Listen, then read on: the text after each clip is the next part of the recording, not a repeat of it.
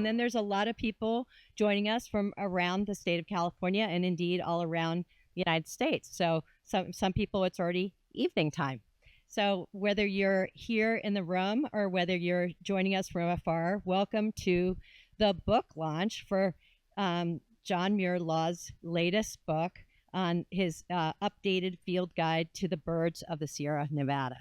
And if you're like me, you have enjoyed the earlier edition of the book for many years, and you've enjoyed his incredible field guide to the Sierra Nevada and take it with you everywhere.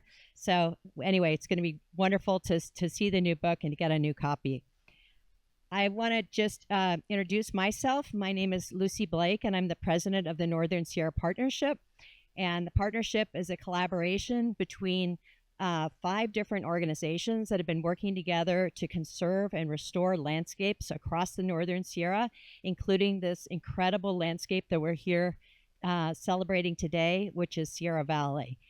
And those 5 organizations are the Feather River Land Trust, which is the owner and manager of this beautiful preserve and of this nature center, the Truckee Donner Land Trust, which is just a little bit to the south of us, the Nature Conservancy, the Trust for Public Land, and the Sierra Business Council. And we all work together on very ambitious projects, and this beautiful nature center is one of them. And just to say a little word about Sierra Valley and why we felt it was important to have a center here. Sierra Valley is really one of the most unique landscapes in California, and it's in some ways not very well known. I have shared with people that I live in Sierra Valley, and they often say, "Where is that?" So Sierra Valley is at a really unique place right here on the edge of the Great Basin. Those mountains over there are the Great Basin, the Cascades coming down from the north, and the Sierra Nevada coming up from the south and from the west. And here we are at this intersection of these 3 great landscapes of the American West. And here we have this giant valley. It's in fact the biggest valley in the Sierra Nevada, and it supports the greatest diversity and abundance of birds. And that diversity comes from the fact that there's these 3 ecoregions coming together that meet here. And so you have birds from all 3 regions meeting here. And then there's another very important element, and that's water. And so we have the largest complex of wetlands in the whole Sierra Nevada right here in Sierra Valley. And so this incredible diversity of landscapes accounts for this remarkable diversity of birds. So I don't think it's a total accident that my friend and yours, John Muir Laws, Jack, as we call him, selected the Sierra Valley Preserve Nature Center to highlight this book. I also just want to say, before I turn it over to the next speakers, I just want to say how grateful that we are, our partnership, and the Feather River Land Trust in particular, to Jack for his incredible generosity in supporting the creation of this nature center.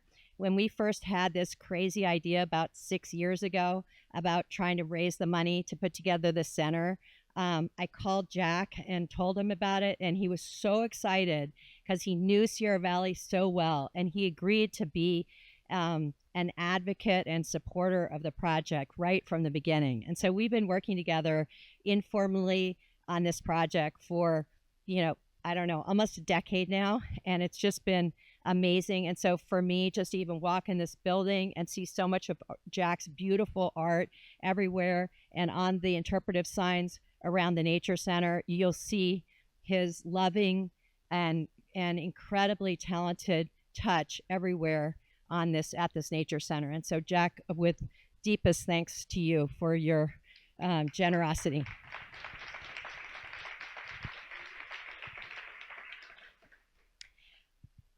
I guess just a little word about the Nature Center. What we're hoping to do here is but as I said, a lot of people don't know much about Sierra Valley. They've sort of heard that it's cool and interesting and that there's a lot of birds there, but they're not quite sure where to go. And so we thought it was important to have a place where people could set their sights. I'm going to go to that place and I'm going to discover Sierra Valley. I'm going to learn about this place. And so that's what this center is. It's a center. It's a place for you to arrive, get oriented, understand what Sierra Valley is all about, and then go out and explore this extraordinary landscape, hopefully with your nature journal in hand and your bird book in hand. And we're planning to have an incredible diversity of programs here for people of all ages, from K through 12, field trips to adult learning. We had a sketching workshop here earlier today with Jack. And so there's going to be a lot of wonderful things to do. And so whether you live here in the Northern Sierra, or whether you live in Colorado and want to come visit us, on one of your trips, please do come visit us, and please look up the Feather River Land Trust website and track all the great programs that will be happening here. So I think with since we're all here and excited to hear from Jack, I'm going to stop there. I want to introduce a very, very special friend of all of ours, and somebody who has worked very closely with Jack on educating children in nature, and that is Rob Wade. Rob has been really a national leader in environmental education for children, and specifically around field learning and learning about change in nature and learning how to observe. And so I know that Rob and Jack have formed a very, very close bond, and we're going to hear more about that today. So I'm going to introduce Rob, who is going to say a few words and introduce Jack. So please come up.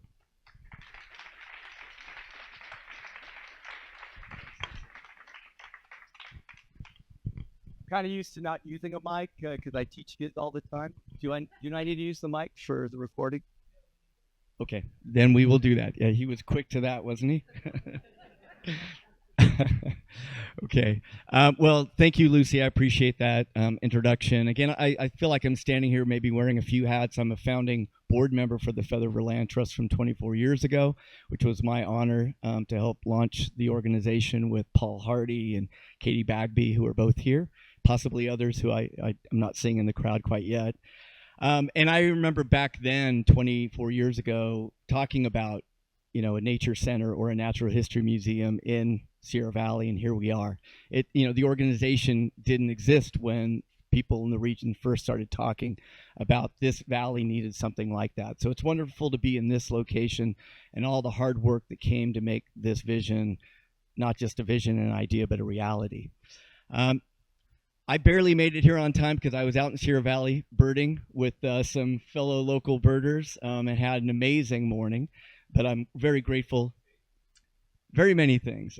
Well, a couple bald eagles, golden eagle. We were looking for a Lapland longspur hiding somewhere in all the horned larks, but we saw a lot of horned larks and no Lapland longspur, unless your name is Micah Silver. And then he was the only one who did see it. Anyway, it was a beautiful day, and always, even if you came up, I saw no birds. It's such a beautiful valley, but that's an impossibility in such a place. So one of the other, hats that I wear here is that I had the privilege 20 years ago to launch Learning Landscapes with the Feather River Land Trust, which was to conserve land within a 10-minute walk of every school in the region, which was pretty innovative at the time. More people are working on such innovations around the country, but we have done that all over the region. 6 different communities. Every school has a property they can walk to. So when the teachers want to take their kids out to have a field moment or 2 or 1,000, they have a place to go to year after year. And the idea of land trust is in perpetuity, forever, which is an audacious thing to talk about, but we are about that kind of audaciousness, I think, in the land trust world and in the nature world and in the children world. We care about our kids, we care about the land, we love them both, and we want to do right by both, and that's what this place and that organization and all that is about.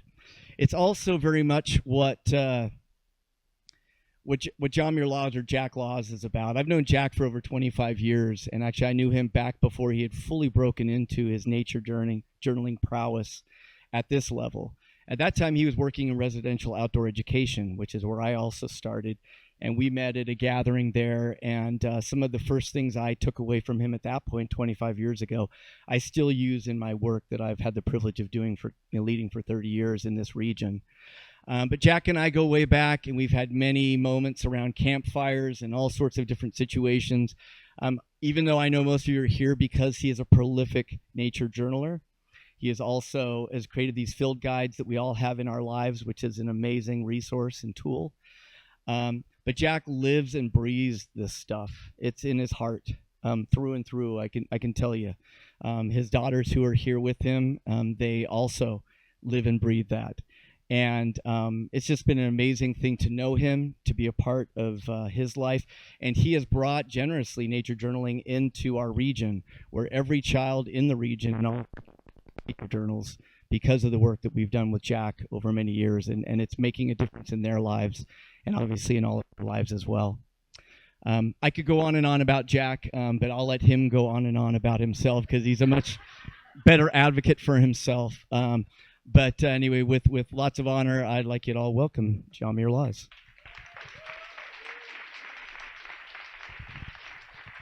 Thank you, my friend. Oh, it is such a delight to be here with all of you, with good, dear friends, and the history of this place, and kind of looking out at the sort of the future of what this place can be, because of the work that people have put in. Just think about for a second where you are right now. So geographically, this as Lucy was describing, this really biologically interesting spot, and then people in the community came together to protect that, so that this is something that will not turn into a subdivision, but look out that window. 100 years from now, it has the potential for a child to look out and see the same view, right? And when did this happen? This happened really recently, right? People just realized that this could vanish, and we've got to do something about it. And they did. So what does that mean? That means that we can, right? And so I want this value, this view out here to remind us of the potential that we have as a community to come together to really make good decisions for our future and for the future of the planet and the future of our children. Right? The stuff which Rob is doing in the schools is absolutely brilliant. In the schools in Plumas County, the students have an identity that connects them with the land. They consider themselves mountain kids. They know their birds, their fish, their mammals, right? They can identify some of them by ear, right? They understand where they are in a watershed. And every kid, in every grade, in every school, in the entire district, is spending part of every week out in nature, exploring, connecting with their place, journaling, describing what they see, and fundamentally connecting with a place. This gives them identity. This gives them root. This country deserves, right? And so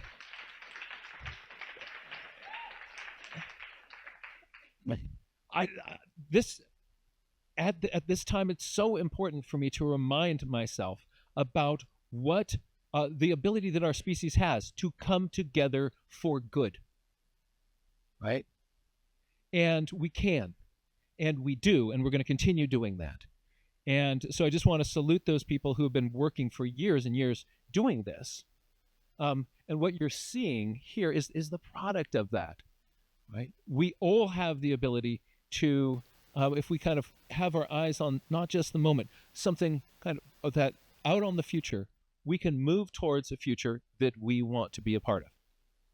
And I want to encourage people to connect with this place, or if you're watching from afar, what is in your area that you can also come together, as Rob describes, something that people in this area that everybody here, of every political persuasion, they all love this place. They all love their kids. And around that, we can come together and start to forget all these silly reasons that we are dividing ourselves from each other. right? So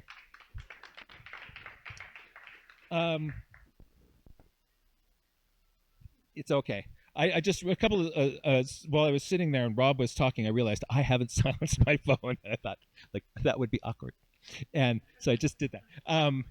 Now let's talk a little bit about this book, because it's a book, but I think it's also kind of interesting metaphorically to think about some of the things that are kind of going on in. So this is what, 20 years ago, and so and this is now, um, and a lot can happen in 20 years. The way that it all started is that when I was a kid in high school, one of my classes for our class, we hiked the John Muir Trail together as a class. And so I was going down the trail with this really, really, really big backpack. People were not into ultralight in those days. And like the heavier your backpack, like the better backpacker you were.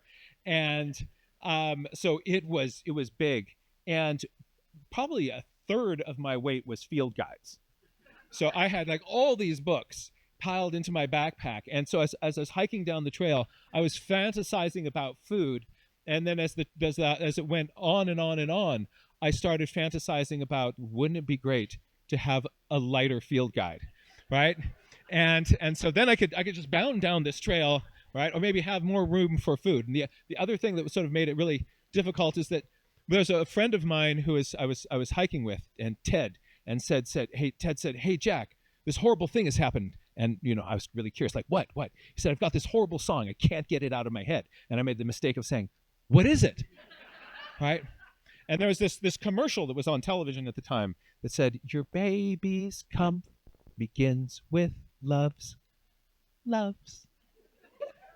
And once he planted that seed in my head, for the rest of the time hiking down the trail, your baby's comfort begins with. And so I couldn't get that out of my head. And to try to distract me from this commercial about diapers, I started thinking like, well, if there were to be such a book, what would it look like?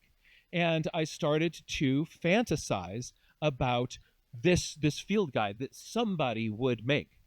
And as time went on, I realized that nobody was making this book. I wanted lots of pictures. I wanted color.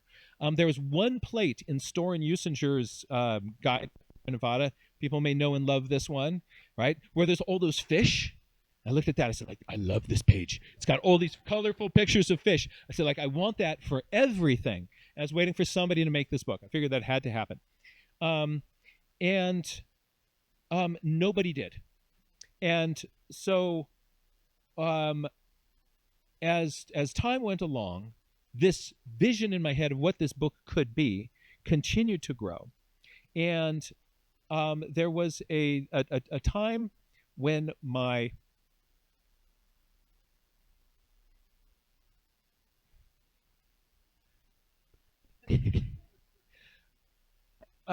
when my grandmother was dying, I had an opportunity to spend time at her bedside. My job was to stay up with her at night in case she woke up and could be lifted, and there'd be somebody there for her to talk with. And all there was in this dark room was me and the sound of her breathing and a busted digital clock that would make abstract shapes. And so I started thinking about, like, when down the line I'm going to be in this bed. This is me. And when I'm there, will I be thinking to myself, you know what I really should have done? Like, what would that be? And I thought to myself, I would be sitting there thinking, you know what? I really should have made that field guide. Right?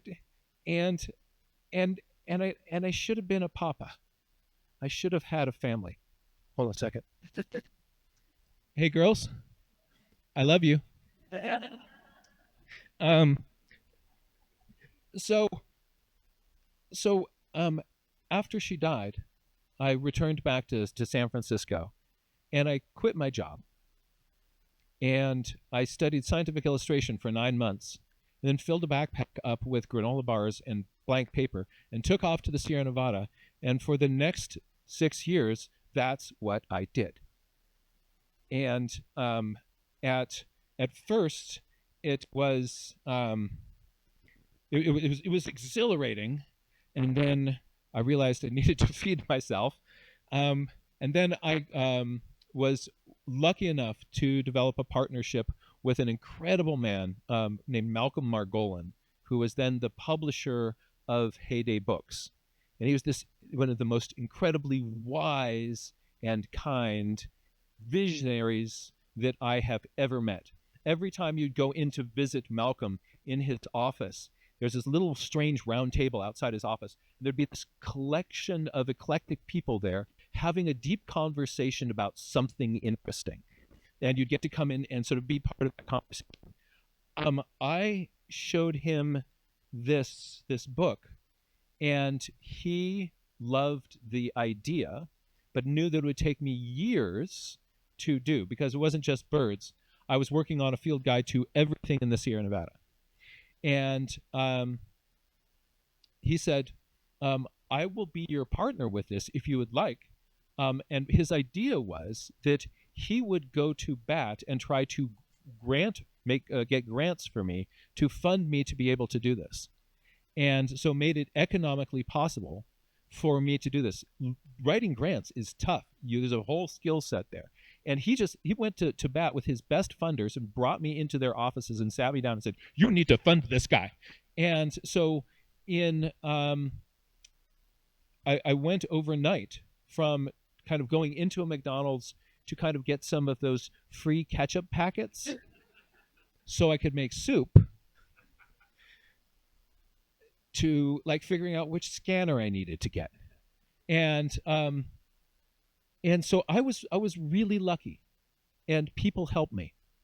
And from that work, these drawings happened again and again. So what I would do is I would go up into the mountains, and while it was sunny and summery, I would paint wildflowers and everything that I could find. And then I would retreat back to the California Academy of Sciences and come into they're the sort of behind the scenes. There's public spaces, and behind the scenes are all of these cabinets filled with dead birds and pinned insects and things. There's incredibly useful scientific collections, and I would draw from these and do the things that are I would sort of take field sketches that I had done outside, and then take careful notes from these specimens and make the illustrations for the book.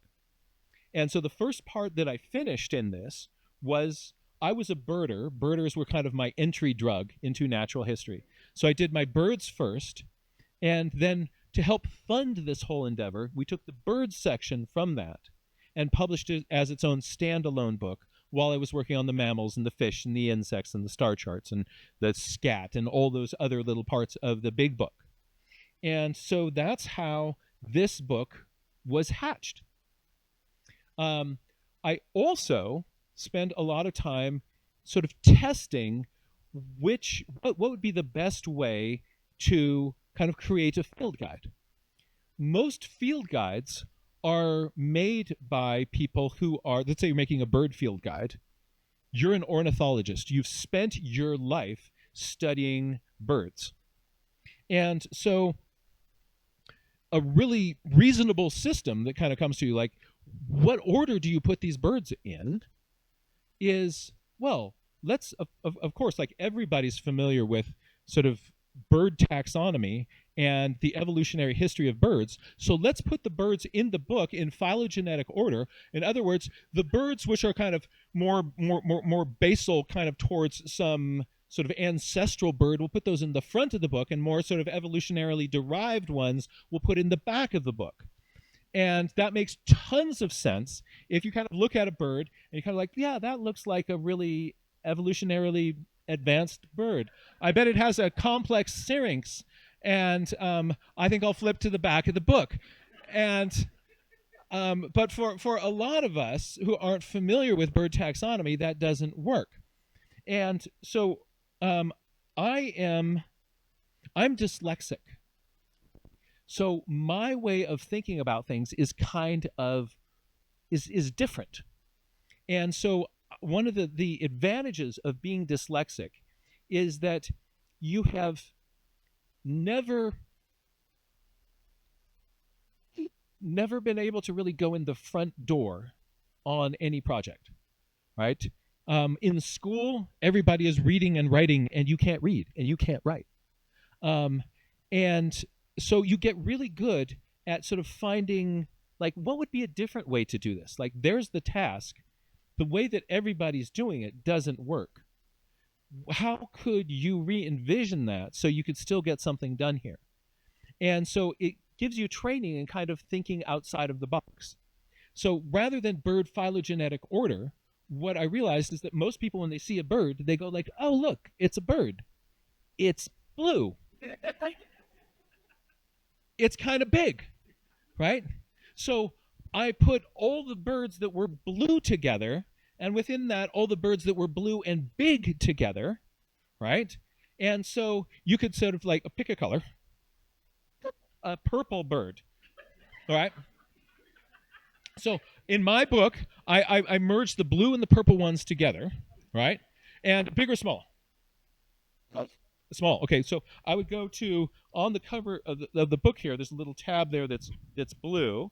And so I'm going to go to the color tabs at that height, and there are my small blue birds, right? And so it's kind of, it allows you, without being a birder, to be able to hunt for the critter that you found. And then I would make versions of this, and I would put them in the hands of kids and adults and professionals, and they would take these drafts around and try them during the summer, and then I would get their feedback to modify those. Unfortunately, I didn't put any in Rob's hands at that point, right? So from that, I got this feedback, and I made this first book, and it ended up, a lot of people have told me that this ended up being a really useful way for them to be able to find the birds that they did.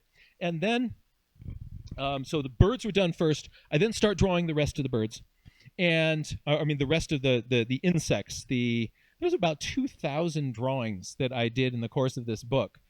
And so by the time I'm done, it's now, I've finished my birds, and then about 5 years later, I've finished the rest of all of these sections. And anything that you keep doing, and you keep doing it and doing it, as you kind of push yourself into any task, what happens is, if it's challenging, to make things easier for your brain in doing that, your brain starts making new synaptic connections around whatever task you're trying to do. All learning is building new little synaptic connections around some skill that you're repeating. So I kept drawing and drawing and drawing. So by the time I'm done, 5 years later, 2,000 illustrations later, I look back at these first birds and I go like, I got to redo all those birds. And I had a friend, another bird illustrator, he said, like, Jack, you got to learn good enough, right? Because you finish that, you can then want to redo all your mammals, and then you finish those, and then you're going to want to redo all your fungi. And so he said, there's good enough, and the rest is just your vanity. And I realized, like, wow, that's really profound. So let's publish it. So then the big book, does anybody have that one? All right. So then that big book came out, and then this section is a little part in the middle of that. So, oh, good, we've got a copy here. All right. So, there we go. Oh, look, it's a tattered copy. All right. Bonus points for whoever's got the most tattered copy of this. Okay, we're gonna have a tattered copy contest here. This one is looking pretty loved. This one is from the 11th printing. This one, it's got all these kid signatures in it, and this is the first printing. So 2007. Whew, right. This is good. May I borrow this for just a sec? All right. So so then um, I continue to use this, and then I'm leading some field trips, and come up here into Sierra Valley, and I'm leading field trips and things, and there's a bird out there in the field, and people say, "Well, what's that?" And they say, "Well, let's look it up." And I'm then standing there next to people using my field guide, and they're looking things up, and they're like, "I have no idea." So what is that? And I'm thinking like, oh, you can do this. You can do this. Like so just look at the features you have, and then I look at the book, and I like I couldn't do that either. So we're out in Sierra Valley, and this little beastie pops up, right? And I realize, standing out there leading a field trip, it's not in the book.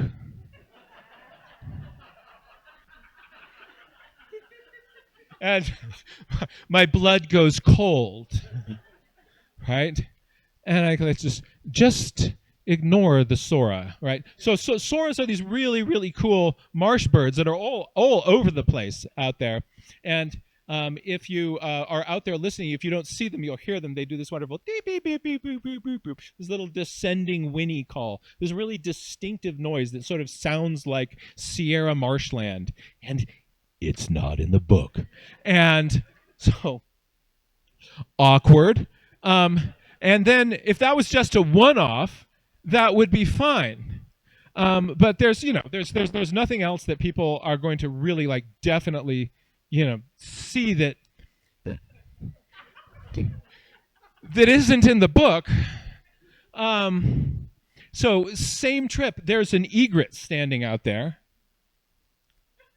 Not in the book, right? And oh yeah, that was intentional because everybody knows that.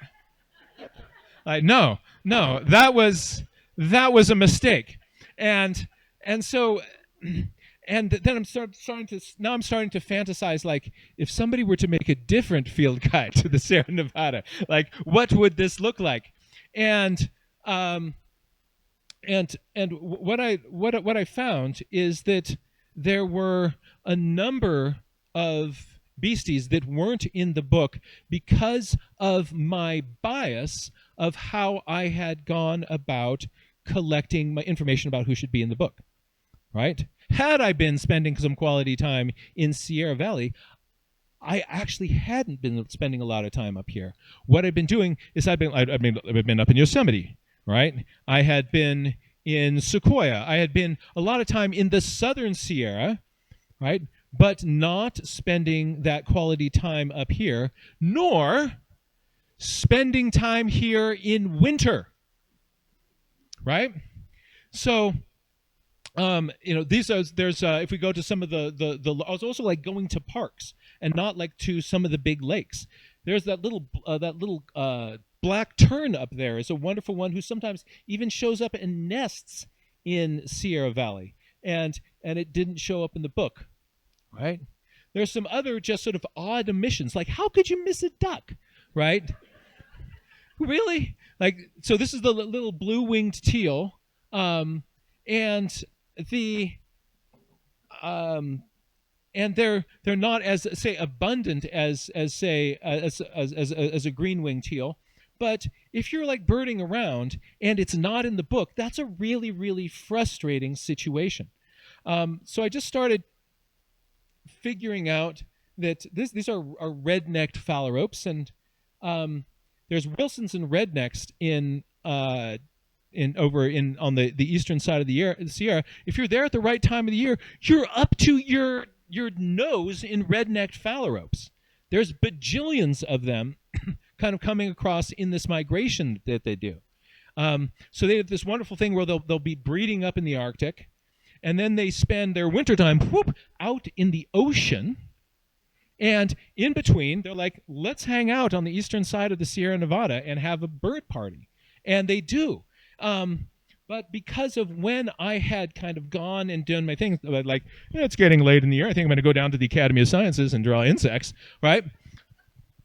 I was missing these kind of key points. you're thinking, that's got to be in the book.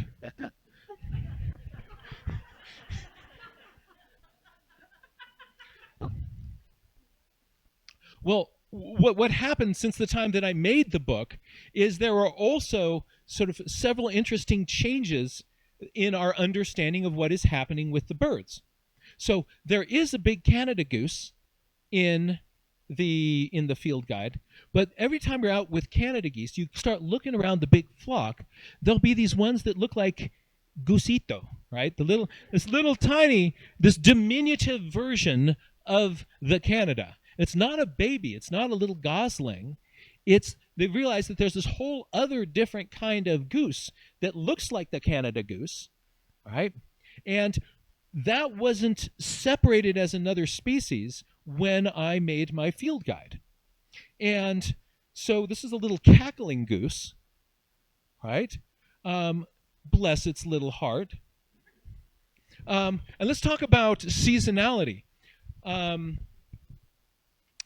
The book, the second edition, as I start working on this thing, I'm gonna redraw. I'm not going to take Keith's advice. I'm going to redraw every bird in the book, right? So, and a little kind of act of vanity, I'm redrawing all my little birds. I make my second edition. I test some versions of it, and then send it off to the publisher. They're going to just kind of rubber stamp it. They're going to check some spelling. You need to check my spelling, right? And they're pretty much ready to go. Unfortunately, and so it's going to go to the press. It's going to be made. And I was hanging out with Rob, and in a casual conversation with Rob, I said, so, and this is just to make sure that I've got it all. So is there anything in the book that isn't currently in there that you would like to see? And he said, oh, yeah.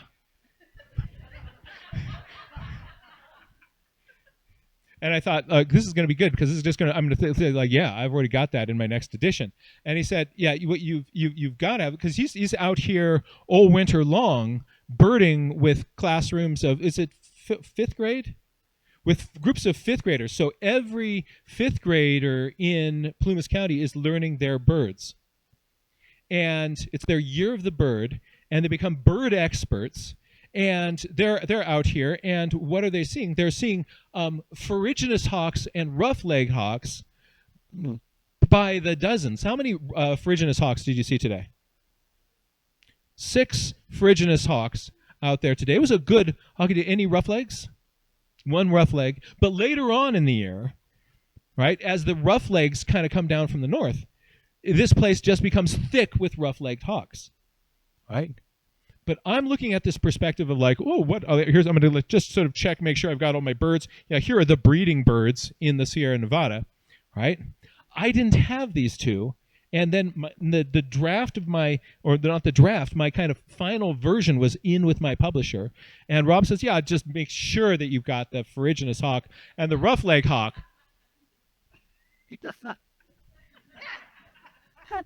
Really? All right. And then we realized that the publisher had in the files that they've done, they had made a mistake, and they needed to get these back to me, and I had a chance to then tweak some of those original files. And so now I have to squeeze in 2 more birds, and as you'll see in a moment, squeezing in the rough-leg and the ferruginous hawk is no small thing, because especially the rough-legged hawk, the rough-leg it's got so many versions of it. Like this bird could not make up its mind. A lot of birds have like a dark morph and a light morph, right? The rough-legged hawk, forget about it. All right. So I was able to squeeze in these 2 birds. So these were the last 2 birds to be kind of added in there. Other fun things are that since I wrote the book, we're now starting to see coming into the southern Sierra Nevada, condors are starting to come in. We're hoping that this species can start to come in. And I also kind of put in important field identification marks. So if you're wondering, is that a condor or is that a turkey vulture? If it's got a big tag on its wing, you found a condor.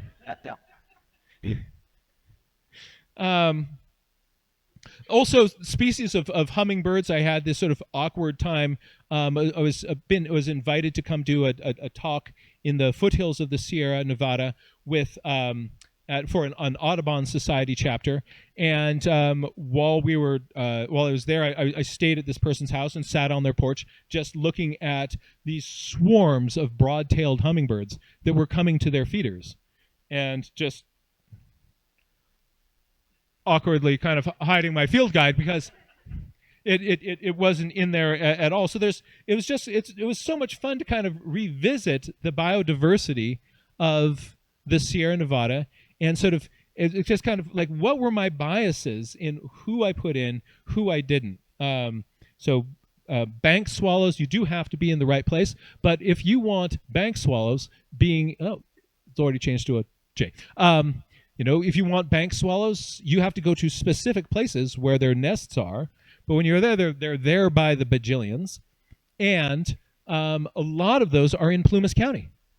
So if you like bank swallows, move to Plumas County. And they're thinking how could you not have this bird in it? This is another, and we'll kind of be talking about this in a minute, another one of these birds that sort of went through a split. When I made the bird book, it's sort of interesting. Scrub jays on the western side of the Sierra Nevada look different than ones on the eastern side of the Sierra Nevada. In the first version, that little detail was like, yeah, it's too many notes. You'll get it. But it turns out those were different species all along, right? And so that's fun. So here's jays, gray flycatchers. I had common nighthawks, but not lessers. Turns out, like, how much light they have in their wings is going to be different. Those little Band-Aid white stripes, those little bandages in their wings.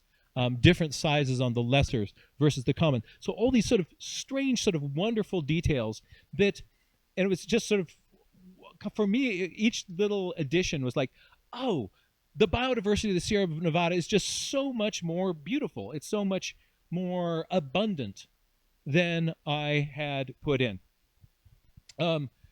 This bird was another one of the sort of my Sierra Valley embarrassments. So this is the sage thrasher, missing from the first version, and I have a. It looks very much like a pipit, but they're it's such a, but they'll pop up on top of a bush and start singing. They're such a kind of an in-your-face bird. They're one of the things that they put on the video reel that will appear on the other side of that wall when we kind of start a thing again. They'll start a video and you kind of look there, you start hearing this bird singing. It'll be a sage thrasher. So it's one of these things that will kind of, even though it's super camo, it gets up there and says, look at me, look at me, look at me. But I think I had also still just maybe sort of a bias for spring, summer, fall.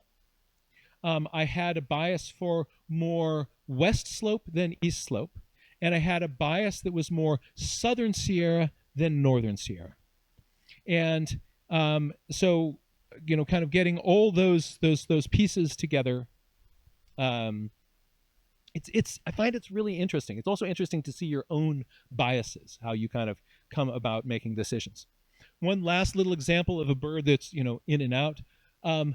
In my book, I have, there was a bird where I showed the east side and west side variations of it. And that was this little sage sparrow. And it's really fun. On one side of the Sierra Nevada, on the west side, they're like really boldly colored. And on the other side of the Sierra Nevada, on the east side, they're this much more sort of subtle gray bird. And since the time that the first bird book came out, those have then been split into two different species. So on the eastern side, you have the sagebrush sparrow. On the western side, you now have the Bell's sparrow. So it was a chance for me to kind of, look at these different species and appreciate how much, just how how wonderful the biodiversity of the Sierra Nevada is. And the whole process of making a field guide is also just an opportunity to start thinking about, like, what is a species and sort of how do we kind of come to know these things. Let's take a look at one of the birds that Rob has recently put into my field guide. This is all ferruginous hawkless, right? These are really, really cool birds. So it's basically, if somebody couldn't, if the bird decided, like, are we going to be a buteo or are we going to be an eagle? This thing sort of straddles that. So it's a really small eagle or a really big buteo. And they have, so they're with this big chunky bird. They're out there. They're tagging rabbits. They're getting sort of large animals like a golden eagle. So it's very kind of golden eagle-esque, and it's one of the things that's here in the wintertime. Another nice way to kind of remember that is when you kind of look at it for the light morph of it. It's this super pale ghosty bird. Really, really pale bird. And like if you see a red-tailed hawk, it'll have a dark head, it'll have a dark belly band, and with a light spot up here. So I look at a red-tailed hawk, I go dark, light, dark. If you look at a ferruginous hawk, you go light, light, light, right? So it looks like this kind of snowy owl imposter out there. So just a wonderful, wonderful big bird. Another thing that's kind of fun to look at it, as you're doing these sorts of illustrations, it makes you focus on very strange details. Like look at the yellow line in its mouth. Look at how far back that goes, right? All the way underneath its eye. So it's got this really long gape. So making illustrations for this makes you start to look at all sorts of features of these birds that normally you wouldn't. The process of making these illustrations has also helped me kind of appreciate these more. Here's that one that, thanks, Rob. It was hard to fit all these birds in. So this is all the illustrations that you need for the rough-legged hawk. For many of the kind of the forms that you see out there, you're going to see light, light, dark. So again, red-tailed hawk is dark, light, dark. Ferruginous hawk is light, light, light. But if you see light, light, dark, then you've got one of these rough-legged hawks, and they're fun. You can tell. So there's differences with males and females, and then adults and juveniles. So in the tails of these, you've got so with the females, right? You've got that one big band at the back of the tail. And then with the males, they've got more of a stripy tail. And then within those, there's light forms and dark forms. And so males and females will give you different tail patterns. Then light forms and dark forms. And then juveniles versus adults. And so with the juveniles, they often have kind of ghosty tails. When you're seeing them from underside, another way to kind of remember this, when you see them kind of flying around and you see the underside of the rough-legged hawk, is, I'm going to put down the microphone for just a second. Sorry, people. Wingtip, belly, rough-legged hawk. Dark spots in each of those. So you've got rough, the dark spot here, legged here, hawk. So you can think of yourself rough-legged hawk, those little 1, 2, 3. That's a good way to remember the 1, 2, 3 on the underside of the rough legs. All right. So again, wintertime, this is one that you're going to be seeing all over the place. And even in the dark morphs, you can still see often a little hint of that 1, 2, 3. All right. So now included in the second edition. Remember the first edition did not have the sage thrasher. This is the sage thrasher look-alike. So this little pipit is going around, and the way you can tell if you've got a pipit, they're often just sort of walking around on their little long legs, right? And they have this sort of strange. You can't see the wing tips out there on the tip of the wing.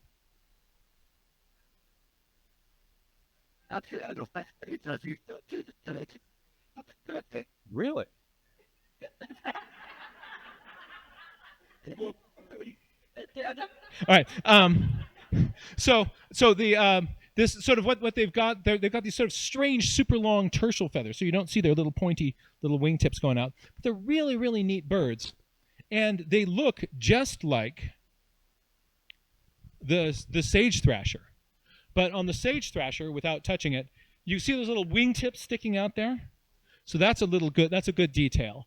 Also, the eye color, and if you're close enough to see its eye color, then you probably could just snuggle it anyway. But very, very similar habitat. But this needs to be, it needs to be then cross-referenced, put in the book somewhere where you cross-reference it with the pipit. So thinking about where do I put these new birds in, how do I do that? It's really kind of a fun, creative project to figure out how all these birds get along. Now let's take a look at what I've learned in the last, why I needed to redo all these drawings. This is Anna's hummingbirds from the first book. And what you can see, you can identify the bird from this. But in 20 years, if you keep doing something, you get better at drawing.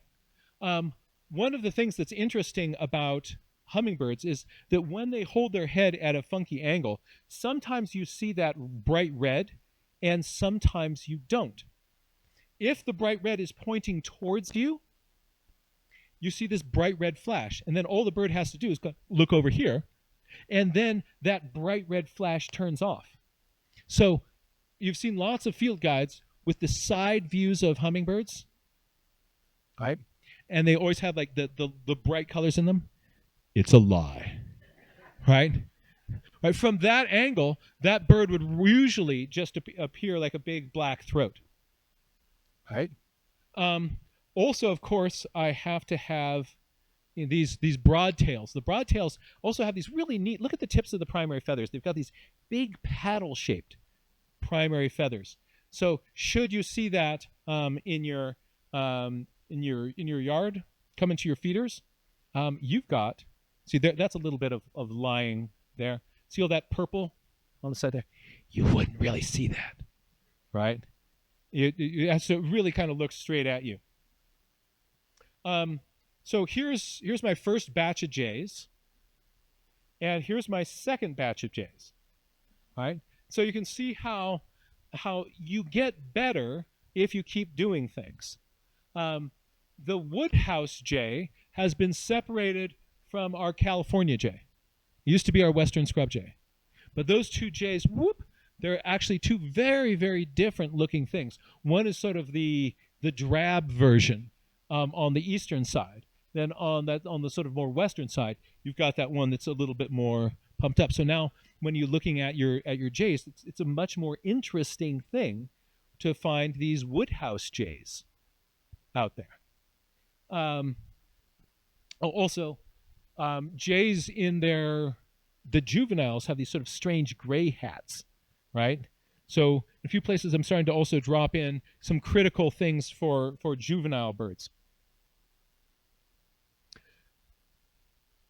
When I was making my first set of illustrations, I was really focused on trying to get plumage details. And if you remember, I was sitting inside in the California Academy of Sciences looking at dead specimens. There's another bird artist who ran into some problems by drawing only dead birds. That was John James Audubon, who would shoot a bird, wire it up, right, and then draw these birds with perfect plumage details in some impossible position, right? And so if you look at a bunch of my birds, I'm seeing sort of like this one up here that really kind of has the look and feel of a study skin, a study specimen. These little kind of bird sickles that scientists make. We take all the bird out and we put a kind of a cotton ball in there on a stick, and there it is. I kind of, to give it more life, I opened its mouth. Right? But the whole look of it, it's like this little bird football.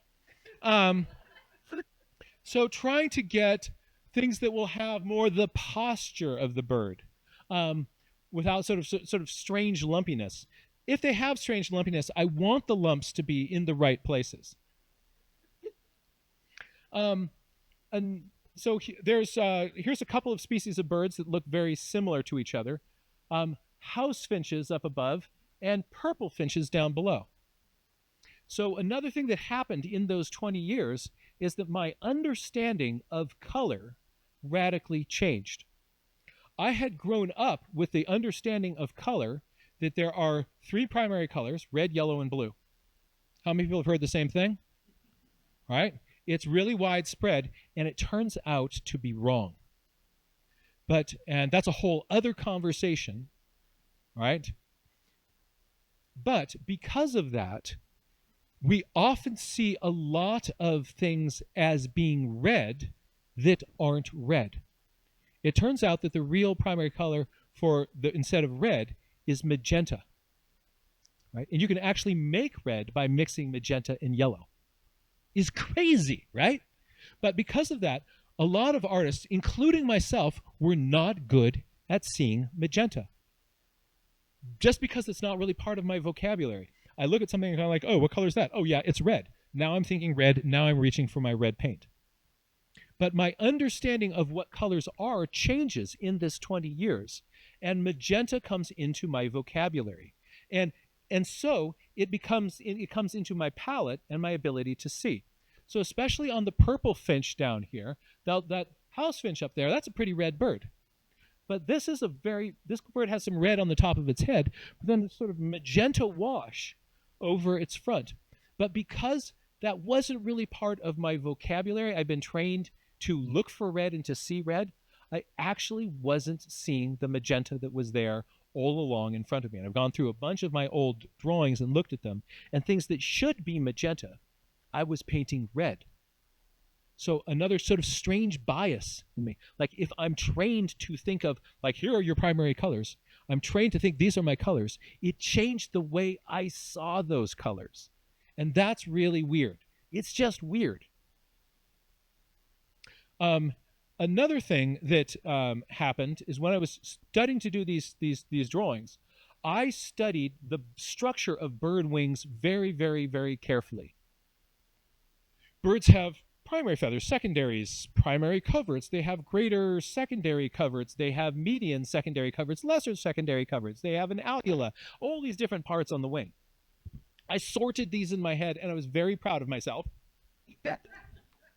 And so when I would draw a bird, it would be a diagram of I have studied the parts of the wing, and here they are, with a heavy black line around the edges of each of them. Right? Because I was drawing what I knew. Right? But if you look at a real bird that's out there, very often the edges of these feathers, this is more kind of like a bird wing diagram. But it ends up then putting this black network over the top of the wing. So as I'm redrawing those, on some birds that have like the female bluebird here on its feathers there are these sort of little black edges, so you kind of get some of these lines. But on say the male here, I now can draw a blue wing and suggest some of those feathers rather than trying to say, like, here's my diagram of everything I know about a bird wing. Especially the bird on the cover of this book, right? You know, it's a bird wing diagram. And so it's interesting. I was drawing what I knew rather than what I was seeing. Another big problem that I had was with proportions. A challenge that people have with drawing is that any time when there's a part of a bird that is really interesting to you, we tend to draw it too big. So as a result, a lot of my birds had big old heads, right? And in addition to that, on this bird, which is called a grosbeak, it has a large beak, right? I gave it a jumbo beak. right? It has a big beak, and I look at it and go like, dude, you've got a big beak, right? And then I'm thinking, gosh, this bird has a big beak. And so then as I go to draw this idea, this bird has a really big beak, and I'm making this huge, huge beak, right? So they have big beaks, but these are more kind of accurately the proportions of a grosbeak's beak. They're big, but if you're taking a look at that thing, it's like, right? So it's so strange to kind of go through this. There's sort of a change. There's part of this is John Muir Laws psychology, right? And it's a kind of understanding what I see. Another kind of strange thing that happened is that in the first edition, many of the birds, partially because of the way that I painted them, and partially because of the way I scanned them, this was sort of my dark period, right? And so many of the birds kind of ended up, birds have these bright colors, but my birds had these really, really subdued colors. And birds they've got really, really neat colors on them. And so if you kind of look at just how kind of overall dark this feels, there's not a lot of contrast between that junco's head and its body, right? But if you're looking at real juncos out there, they're super contrasty. But I was losing that because it was sort of my dark period, right? So it's so strange for me to see kind of how there were just sort of trends in the way that I drew things that weren't really working out for me. Then also some things, I had to put in a juvenile junco because there's a time in the Sierra Nevada where every bird that you see is a juvenile junco. Juncos are this incredibly common species. Once the eggs hatch, this is everywhere. And so it had to be in the book. Otherwise, people would get really frustrated for a few months. Just a little bit more on drawing proportions. Eagle beaks are cool. Look at the size of my eagle beaks, right? They're toucans. Especially these ones in flight here, right? There are these toucans flying through the Sierra Nevada. So just be aware that anything that is really big, it's super easy for my brain just to kind of exaggerate that. Just a couple more examples of things that kind of can also make a field guide a little bit more useful. One is, this is a fun bird called a porwhill. It feeds by just laying down on the ground. Nighthawks are going around catching insects out of the air. The porwhill sits on the ground kind of looking up, sees somebody go over it, and shoop, comes up, grabs it, and drops back down. So I have seen a couple of porwhills always at night down the road. You can barely see them. So this kind of idealized version of how you would see a porwhill in perfect light, right, is not how we actually are going to see them in the field. So in a few places in the book, I'm also putting in little inset drawings of how you will actually encounter these things. So here's a little blob with a red glowing eye. If you've got a flashlight, their eyes go turn red. And but then you'll see them kind of just bop up and then come back down. So that's actually much more like what you're going to see than the drawing with all the details and all the little bits and bobs on it. So starting to also put in some inset illustrations that help us understand how we see it. One last kind of example of other things that I had to do is, there are some sort of strange beliefs that I had. One is that pygmy nuthatches had these big, bold white spots on the backs of their heads. So that little one up there, aw. I'm not really sure where that field mark came from, right? But I remember kind of going like, I've got to be sure to get that. And then doing the second edition, like that's not really a thing. And so here's revised pygmy nuthatch. Nuthatches are these cool little birds that, remember, with the porwhill, it's this behavior coming off the road. With the nuthatch, what you're seeing is this little bird that is walking down the trunk of a tree. Right? So it's another one of these things that you can identify just by the behavior. So if you see that, you've got a nuthatch. And that is, so all those ideas then go into the revision. I like looking at this for several reasons. One, it's interesting for me to kind of get into my head and notice what I saw. And Keith Hansen was right, my friend who said, just publish. Right? Because otherwise, that book, this one, right, wouldn't have gotten ever out into press. Right? But it's also interesting to kind of take a look at the stuff that you do and say, like, how can I make this better? How can I continue to improve this? How can I make this more useful for us birders in the field? And that is there's a certain point that is good enough, but then also to be aware that as I continue to explore, as I continue to learn, things are always getting better. And so why not give yourself an opportunity, if you could revisit those old things, to see what would you make of that now? And that means that now my task, thank you for your book,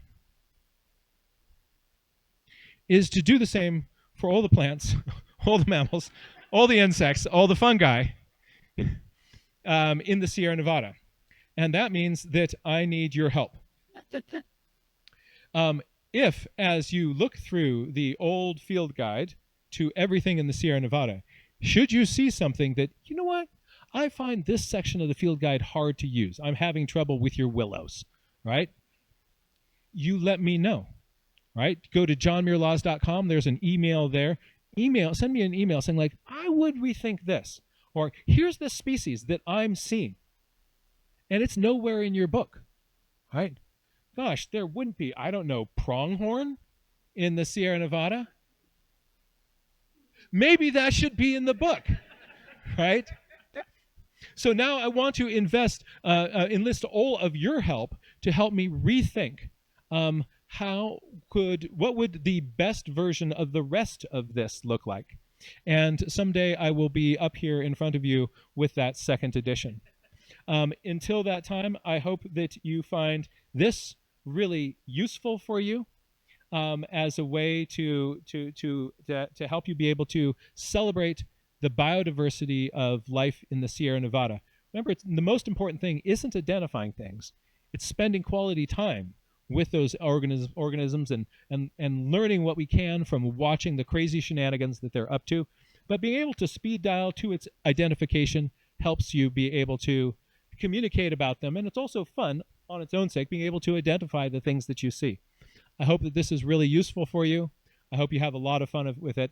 I'm honored that all of you came today and want to thank you so much for coming out here to celebrate this with me.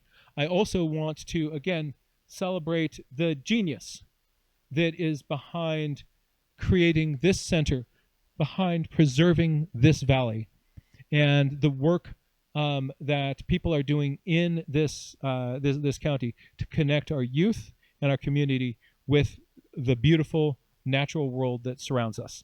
Let's take care of it together. Let's come together as a community to protect these things. And thank you so much.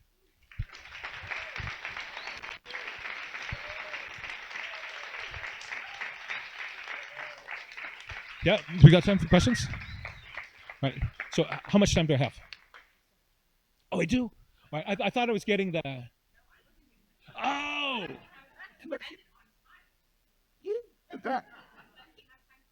Oh! There were a few more things. But I was thinking I'm going to smoothly kind of exit here. A couple of things I wanted to do. One is, if you've got any questions, I wanted to take your questions. But I thought it would also be fun for you folks to sort of see the creation of an illustration live. So I brought a little document camera over here. and I wanted to take a Sierra species and see if I've got 20 minutes. Oh, 10 minutes. All right, so let's in. And so is that how much time for drawing? How much time for? So 8 minutes total.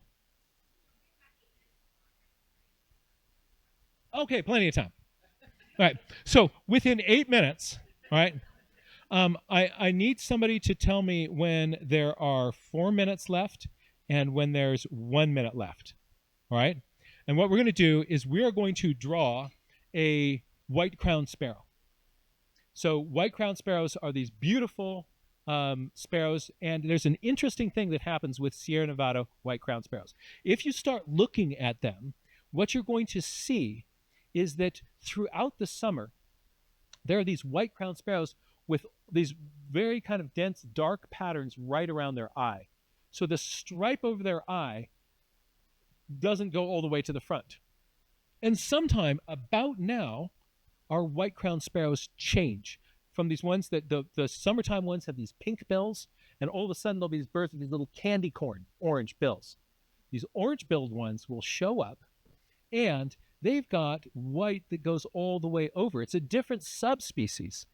So the subspecies that breeds here is going to go bye-bye and head down to Central and South America. However, the ones that are have been hanging out in Canada and Alaska come down here because it's so much warmer here, right? And so these are a different subspecies of white-crowned sparrows. So let's take a look at drawing our winter white-crowned sparrow.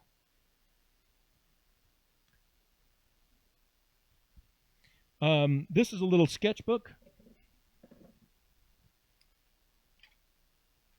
that is also a field guide to the Sierra Valley Preserve. So look, it's new illustrations. So if you're a local or if you'd like to get a copy of this, you can. We've got them up on that front table. So it's a little field guide to birds you will commonly see. Oh, look, a sage thrasher. Of course that's here. So to plants and animals that we find out here. We were out earlier today, saw a red-tailed hawk. There's a little bit of opportunities to sketch what you see. Let's do a sketch of this white-crowned sparrow. And so because I just talked through 1 of my minutes, somebody tell me we're going to have what? Okay, and yes, we can see that. Right. Actually, I need to do one thing. I need to change the we're going to lock the focus. Here we are. There. Right. So normally what I do is I start just by, remember I'm trying to get the shape, no footballs. So I look at the shape of the air that is behind the bird's back. And then kind of lightly block that in. Put in a head. Remember, I make heads that are too big. This is where I can make that mistake. So I'm thinking, like, how big is that head going to be? I'm starting just lightly blocking these things out.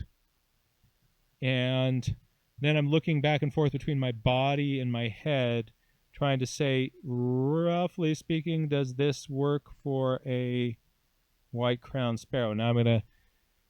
I find it's helpful for me now just to say to myself, Jack, did you make the head too big? Right? And ask myself that question. It's kind of borderline. Yeah, if I kind of go with some of those inner lines, that'll work. All right?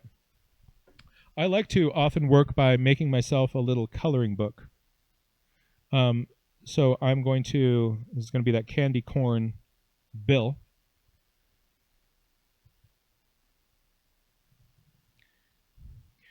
If you are into sketching birds, oh, and by the way, the new version, I'm going to try to get everybody into this. The new version comes with a place like, if you want to sketch some birds, there's some tricks to help you be able to sketch those birds. Start keeping field notes. It's fun. I will kind of initially kind of work that silhouette out a little bit more. Give it a little bit of back. It's going to have wing in this area. There's several different subspecies of white-crowned sparrows. The ones that live near the coast have really short primary feathers. They don't migrate, but the ones that come down from Alaska do. So that's kind of a fun structural difference. As you kind of get into some of these little subtleties with the birds, and you sort of look at functionally what's behind that, it just makes the whole business more interesting. So I'm going to drop the eye in here. And here are the patterns which we see. Did I make my head too big? Only a little. So there's this black stripe that comes back from the eye. And then there is this other stripe that goes up over the forehead. 4-minute time check. All right. So I'm leaving a little bit of white between the feathers on the top there because it's got a white stripe right down the middle of its head. And then it helps to have studied the structure of the wing, but not put in all the detail that you know should be there.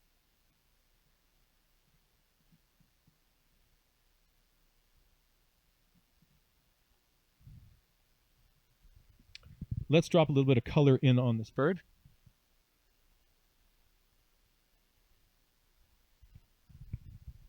So you see that little white, how you can kind of, the white goes all the way over the eye? That's only in our winter bird. It's the gambeli subspecies, rather than the orientha, which is here during the summer. So there, I'm going to put in a little bit of brown in the back of the wings here and shift that into slightly different color of brown, leaving a little white stripe between those. These birds have kind of a stripy back. There are black and brown stripes with some pale parts between them. On the coast, the subspecies that's there has a much more kind of uniform back.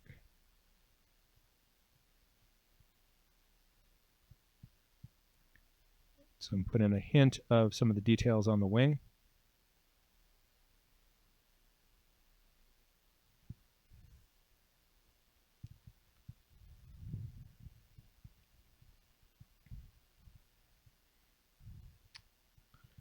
All right.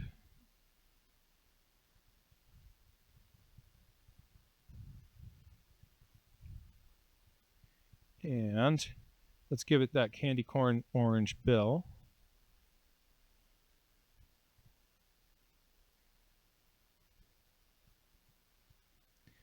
Don't want it to be too pink or it'll start to turn into the other subspecies. And then there's this wonderful gray wash across the body and the chest of the bird. There's a white stripe by the eye. That's why it's called a crowned sparrow. Oops, too dark. Still too dark.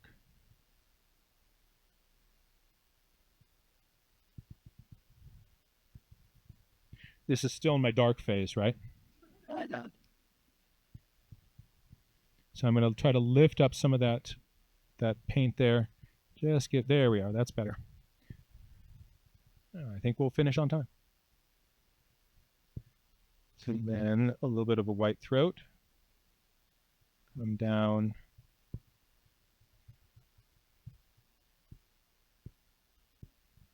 And there's a little bit of a blush of brown on the sides of the flanks. Whoa, not like that.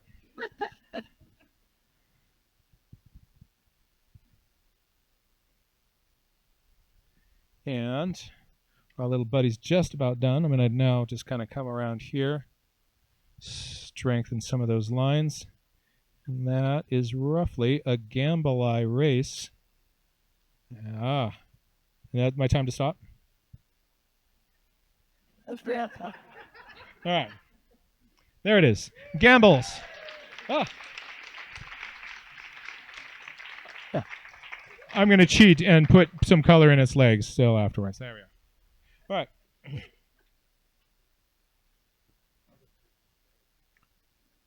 10-minute birds. That's right. 10-minute legs, 10-minute birds. There is a bird. Are there any youth, any kids who are with us today? Ah, yes. I want to know, would you like this? Would you like this? All right, there you go. I want to encourage you to keep your own notebook, your own sketchbook of discoveries of wildlife around the area. And thank you so much for coming today.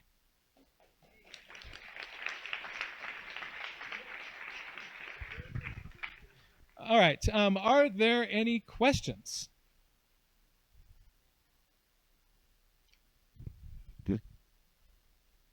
Nope, but I can do the Phil Donahue thing of kind of walk around and pass the microphone.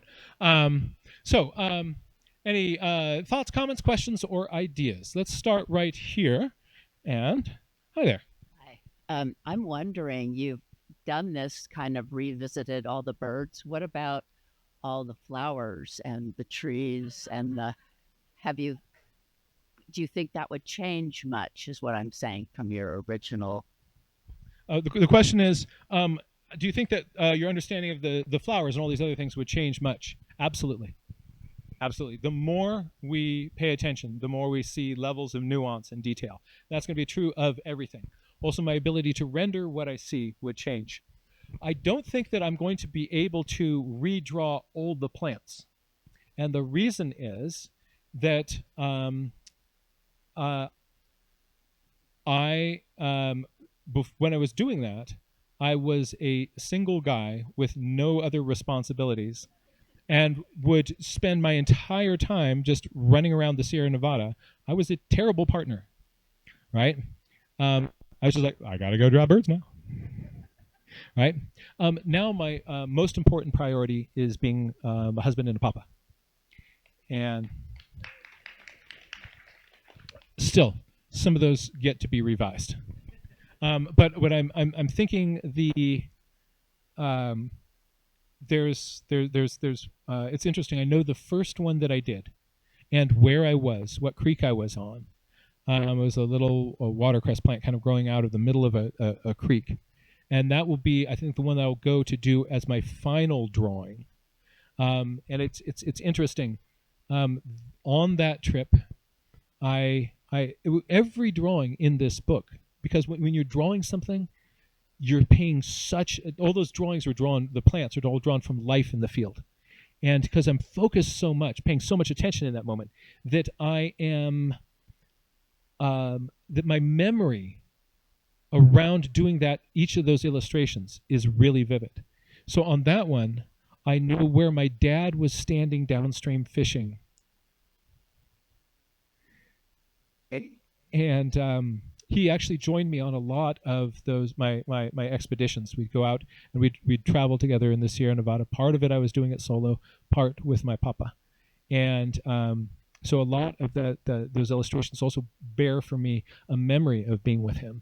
But it'd be fun to kind of, at the end of that, to kind of go back and revisit, remember him. So also memories of him get carried into that second book. Mama joined me for some other trips. Those were more kind of driving road trips. We'd drive around listening to Ella Fitzgerald and sometimes stop the car. I remember there's a particular pull out in Sequoia where we stopped the car, we got out, and we turned it up, and we opened the doors, and we danced all around the car. So there's each drawing actually has its own constellation of memories with it. Yes. What I heard you say is there are more specifics in the new book, but I did not hear you say that there are any errors in the first book. Here. Yeah, so we can still go ahead and use that, and what we find will be right because you were right the first time. Now you're just more specific and have a few more species, right? Um, yeah. So there. I wouldn't say there are errors per se, but there are some significant omissions.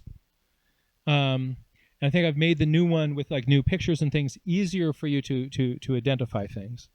Well, this is kind of fun. Let me show you with the new book. There wouldn't be any errors in the new book, would there?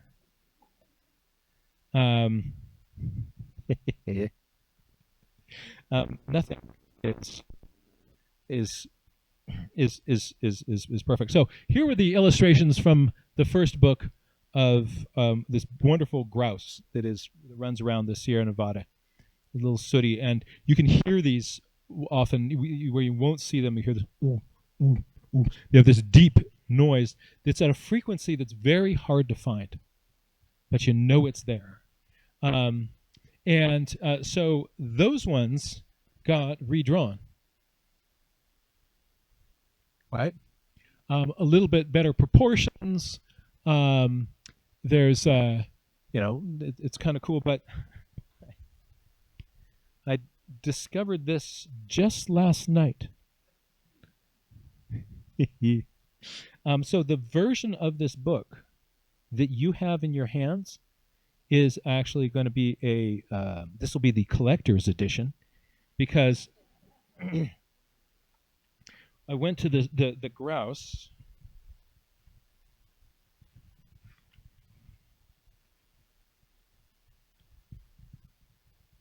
and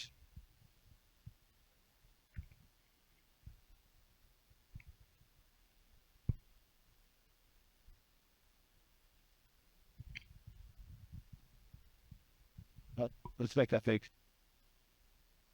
What was interesting is that there it is, beautiful sooty grouse there. Those are the two new illustrations. Take a look at that one in the corner showing the display posture. So when it displays, it kind of inflates these vocal sacs. Somehow an illustration from the old book snuck its way in. And so the signed version that you have, when we get to the second printing of these, that drawing will be swapped out, but you'll know that you'll have the one that is there as a reminder that everything is a work in progress, and there is no perfect. There's just the best that we can do at this moment. Yes. Just a technical question. Is that a paintbrush that holds water in the body? Check that out. Are you an artist? Do you do watercolor? Yeah. All right. So this is my favorite brush. Every drawing in this book is done with this one brush. It is the Pentel Aquash large fine point water brush. And it has a reservoir inside of it that holds the water.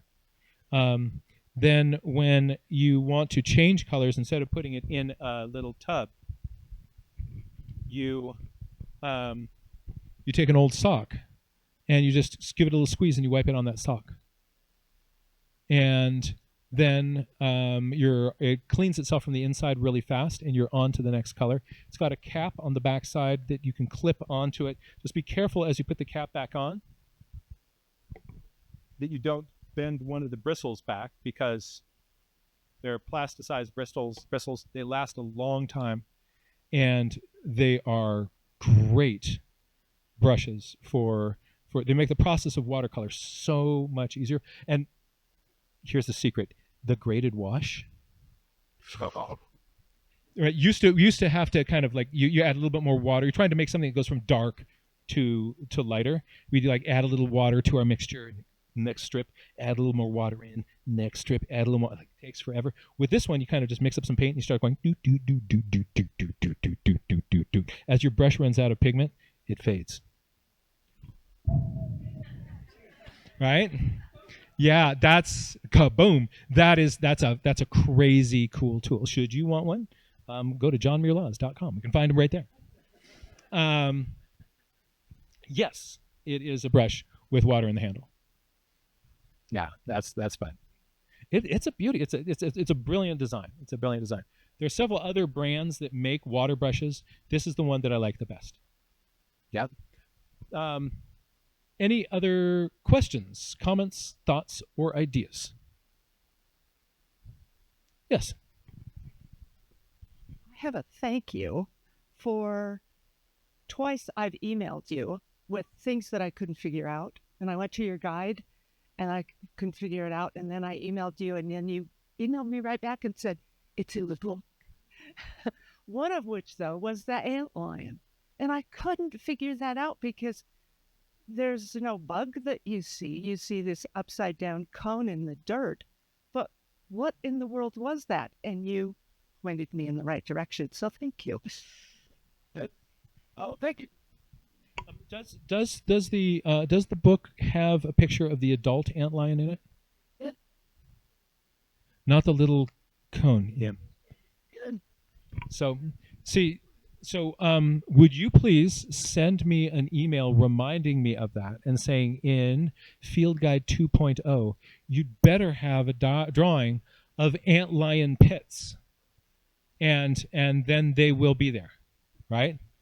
Yeah, antlions are super cool little insects. They make these little these steep little cones in fine dusty soil, and little ants come walking along. They slide down. It's like the Sarlacc pit in Star Wars, right? And and they're at the bottom of these huge jaws, and they pull the thing down from below, and nom, nom, nom, nom, nom, nom, nom, nom. And then Boba Fett goes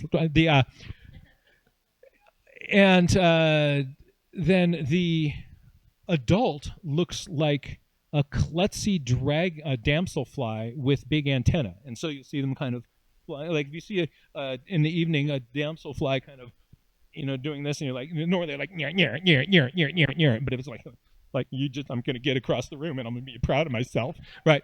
Then that's an antlion. And they also have they have big, when you get up close, they've got these big antennae. They're super, super fun. Yeah. Like there's like the biodiversity of this incredible planet.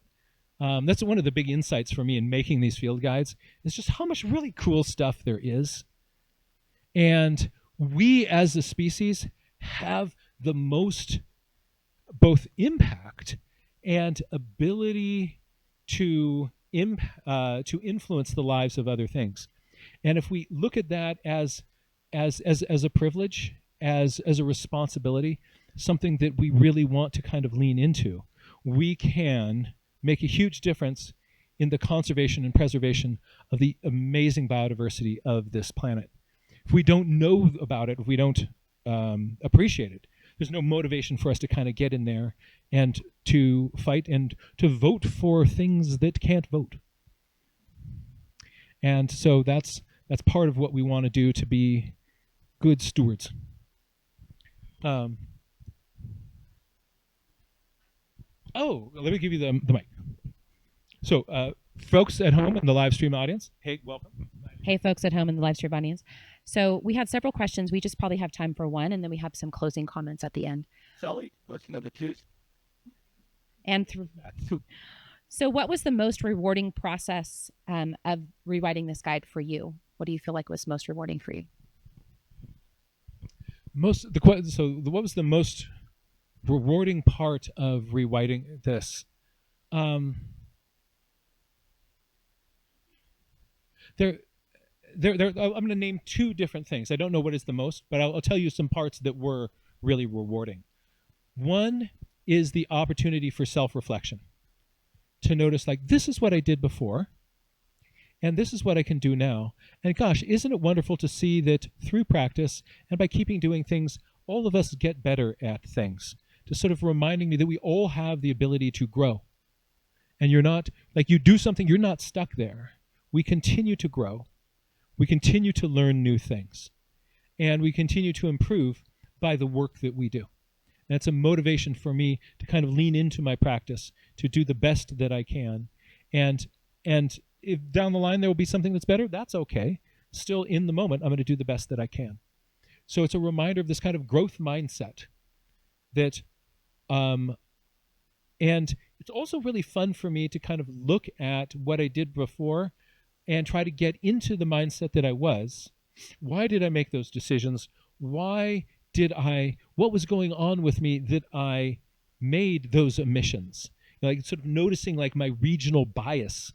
Like, oh, that's really interesting, right? So for me, it was fun to see those things. One other part of it that was really rewarding is that I can think of two other things. Gosh, right, there are four main things.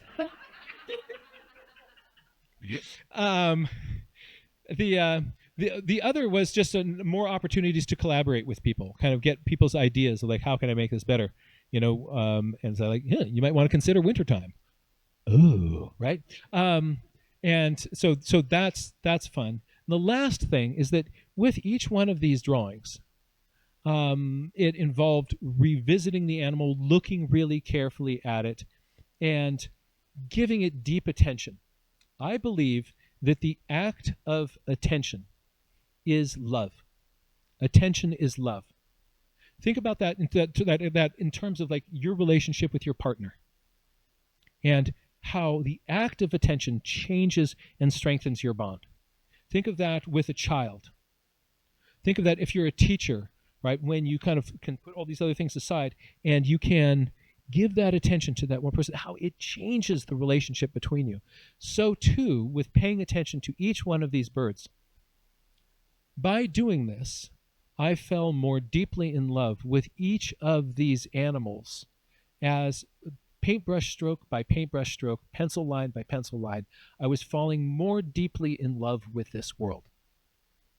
Attention is love.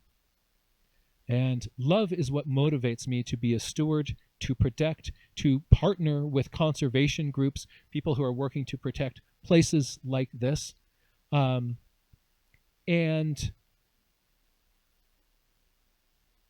so as a result of doing this second version, I feel an even more intimate relationship and connection with all the birds in the Sierra Nevada. How their beauty, their quirks, their curiosity, and I am just so grateful to have this opportunity to be alive and to share this experience with them. So thank you. Thank you. Yeah, thanks to you. So on behalf of the Feather River Land Trust, the Northern Sierra Partnership, and the Nature Conservancy, and all of us here at the Nature Center, I want to thank John Muir Laws so much for opening this window into wonder, into attention, into love, and into the natural world. Jack, thank you so much.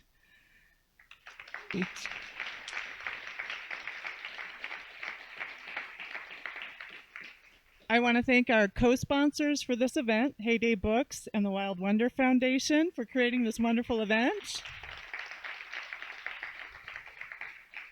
And I want to thank all of you who have joined us, both on the live stream and here in this room. By joining us today, you're not only making for a wonderful event that we all get to be part of, but you're helping to fund a wonderful film about outdoor education in the Feather River region, about growing the next generation of kids and of the earth stewards, and about how others can do that elsewhere. So I just want to thank you for helping to make that possible too. And the Wild Wonder Foundation is creating a wonderful film that you're helping to make possible. Thank you all so much for joining us, and have a wonderful rest of your evening. Thank you, Jack.